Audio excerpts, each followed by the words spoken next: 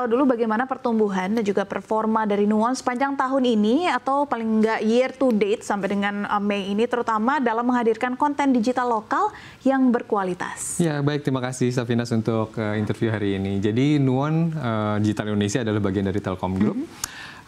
Kami entity di Telkom Group yang saat ini bergerak di 3 pilar vertikal utama untuk ekonomi kreatif. Kita bergerak di game, musik, dan juga digital lifestyle.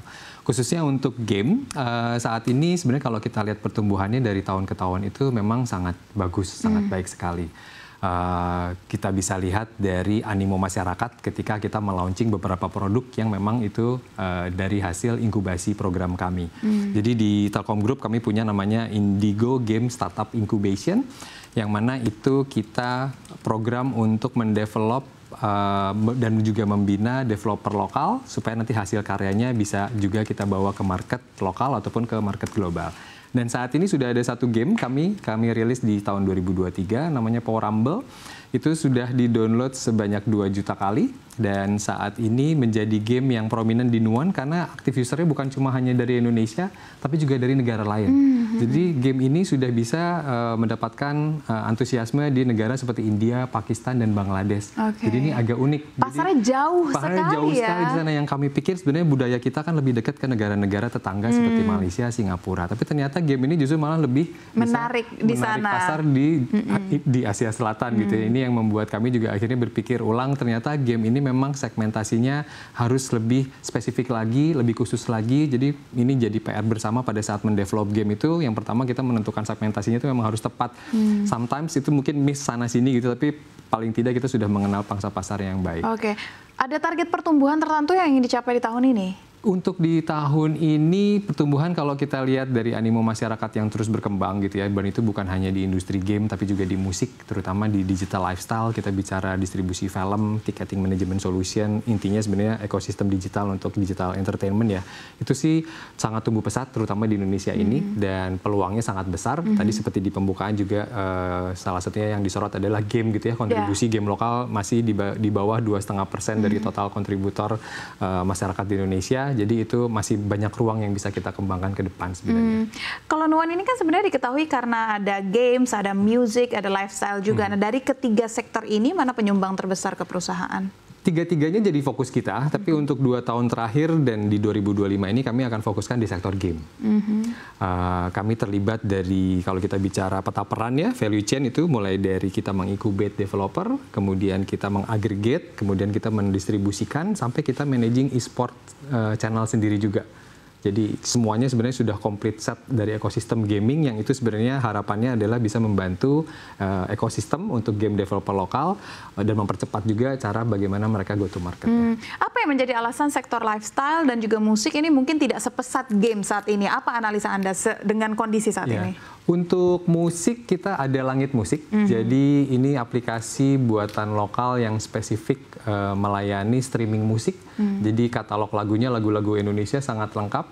Dan saat ini memang kita fokuskan untuk tidak head to head berkompetisi dengan pemain yang sudah ada yang sudah terlalu besar.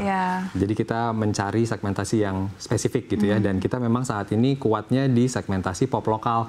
Jadi lagu-lagu seperti lagu Jedang Jedung, JJ gitu ya. Lagu-lagu yang memang pop lokal itu kita memang spesialisasinya di sana. Dan itu memang masih terus berkembang.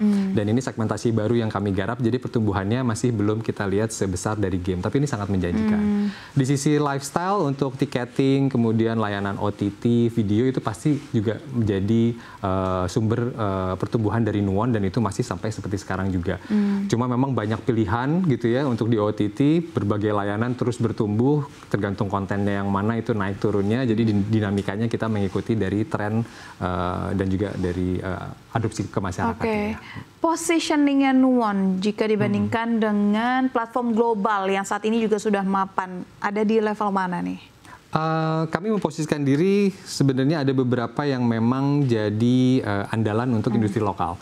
Secara platform di game kami punya channel pembayaran dan juga distribusi yang sangat kuat. Kami terhubung ke semua distribution channel di operator, baik itu di Telkomsel, Indosat maupun di XL. Kemudian payment channel kami itu sudah terhubung ke semua channel pembayaran, baik itu melalui pulsa, e-wallet ataupun layanan perbankan. Distribusi kami pun sangat kuat saat ini, jadi di semua channelnya operator, kemudian di convenience store, dan juga kita masuk ke super app saat ini gitu ya, atau lifestyle app sebutannya dengan berbagai widget ataupun mini apps. Itu jadi salah satu bagian besar dari Nuon untuk mendistribusikan layanan-layanan yang kita punya. Jadi kalau ditanya sebenarnya kita berkompetisi sama kompetitor luar yang sudah besar dan sudah prominent, sebenarnya kami justru malah mengkomplementari bagian dari distribution channel di Indonesia ini, dan kami sangat paham pasar lokal. Jadi disitulah kita sebenarnya menangnya di sana. Oke, berarti dapat dikatakan seperti melokalize, ya, segala macamnya, segala aspeknya dilokalize. Selain melokalize itu, apakah ada strategi khusus yang bisa menjangkau pengguna yang mungkin saat ini memang lebih familiar dengan layanan-layanan dari internasional? Ya, baik. Masyarakat Indonesia ini agak unik sebenarnya ya. Jadi kalau kita mengarah digital entertainment, layanan, digital item, pastinya sasaran kita adalah milenial dan Gen Z. Yang mana segmen tersebut adalah segmen-segmen yang pastinya mengincar layanan yang relevan dengan dia. Karena ujung-ujungnya buat mereka adalah experience-based services. Karena sesuatu yang mereka nikmatin, itu akhirnya mereka juga akhirnya FOMO melihat komunitinya mereka, dan mereka juga akhirnya ingin menunjukkan di sosial media bahwa dia aktif main game ini gitu ya, ataupun dia nonton film ini yang duluan. Nah, sebenarnya segmen masyarakat ini yang saat ini kita terus ikuti relevansinya. Jadi metrik-metrik yang kita dapatkan, tren pasar itu dari sosial media salah satunya gitu ya. Kemudian juga dari perkembangan berita, mana yang baru rilis, dan itu yang selalu kita monitor. Saya ambil contoh misalnya di game lokal ini saat ini banyak yang sudah viral. Jadi ada salah satu, contohnya boleh disebutkan nggak apa-apa? Boleh. Jadi ada salah satu game yang saat ini lagi viral banget, namanya Agni. Ini belum dirilis, genre gamenya itu horor. Itu pakai teknologi yang kekinian, di-develop pakai tools namanya Unreal 5 gitu ya, tools yang sudah paling canggih untuk develop game. Kemudian dia memakai motion capture, jadi si aktrisnya itu memang pakaiin sensor gitu ya, kemudian dia bicara dan itu langsung di-record dan langsung jadi 3D asset di gamenya. Game ini sangat viral karena teasernya sudah dari tahun lalu, sudah dirilis, dan di sosial media juga sudah banyak dibahas, dan ini jadi satu use case yang baik karena game lokal ternyata dipersepsikan sangat baik, dan orang-orang Indonesia ternyata juga pengen tahu nih hasilnya seperti apa, dan itu hanya salah satu contoh game yang akan dirilis gitu ya. Satu lagi ada game namanya Troublemaker 2. Kemarin dia baru aja viral karena dia ternyata untuk soundtrack di dalam gamenya dia ngumpulin lebih dari 39 musisi untuk mengisi musik di gamenya, dan itu semua band-band indie lokal, yang mana itu jadi akhirnya representasi dari bagaimana komunitas game ini juga bisa akhirnya ke cross media ke musik gitu ya, untuk bikin satu ekosistem game development yang bagus. Nah, ini juga kemarin sudah viral juga. Intinya satu sih, kalau di segmen kita itu kan kalau sesuatu yang viral itu cepat ya.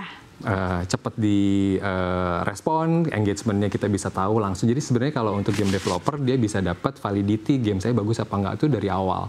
Ketika dia rilis teaser di sosial media, dia bisa langsung tahu, oh segmen saya ternyata marketnya pengen gameplaynya seperti ini. Kalau kurang bagus dia perbaiki. Jadi punya banyak ruang sebenarnya game developer saat ini untuk memvalidasi gamenya bagus apa tidak.